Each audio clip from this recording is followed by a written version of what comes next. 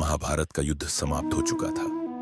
धर्म की स्थापना हो चुकी थी, लेकिन कीमत क्या थी? कुरुक्षेत्र में केवल हड्डियां थीं, राख उड़ रही थी। धर्म की जय हुई, लेकिन रिश्तों की हार भी उसी युद्ध में दफन हो गई। श्री कृष्ण, जो इस पूरी लीला के साक्षी थे, अब गहरे मौन में चले गए थे। क्यों? क्योंकि उन्होंने देखा भीष्म जैसे महापुरुष बाणों पर लेटे थे, द्रोणाचार्य जैसे गुरु अपने ही शिष्य के हाथों मारे गए और अभिमन्यु जैसा वीर अधर्म का शिकार बन गया।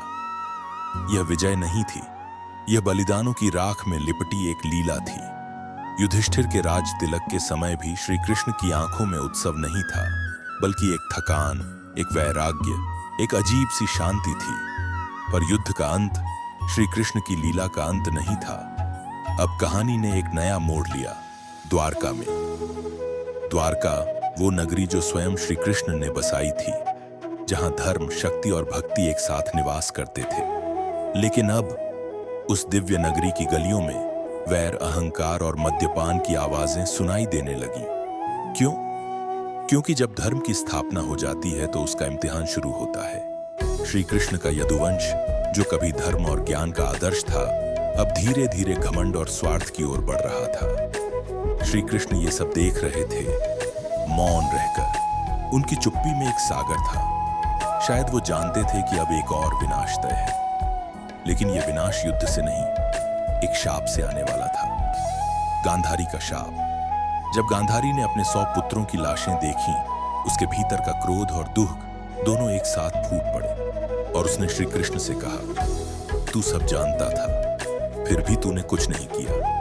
तेरे मौन ने मेरे पुत्रों को मार डाला। और वहीं उसने श्री कृष्ण को शाप दे डाला, जैसे मेरा कुल नष्ट हुआ, वैसे ही तेरा यदुवंश भी नष्ट होगा। और श्री कृष्ण ने शांति से वह शाप स्वीकार कर लिया। ना कोई प्रतिकार, ना कोई तर्क। क्यों? क्योंकि यह लीला पहले से तय थी। युद्ध के बाद द्वारका में विष फैलने लगा था।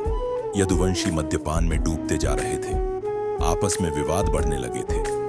एक ऐसा वंश जो कभी श्री कृष्ण की शक्ति था, अब उनके मौन विनाश का कारण बनने वाला था। श्री कृष्ण हर दिन इसे देख रहे थे, लेकिन वो रोकते क्यों नहीं थे? क्योंकि जो लीला तय होती है उसे निभाना पड़ता है। उनकी आंखों में केवल मौन नहीं था, वो एक संतोष था कि धर्म की स्थापना हो चुकी है और अब जो घटेगा वो केवल समय का खेल है। लेकिन कहानी यहीं खत्म नहीं होती।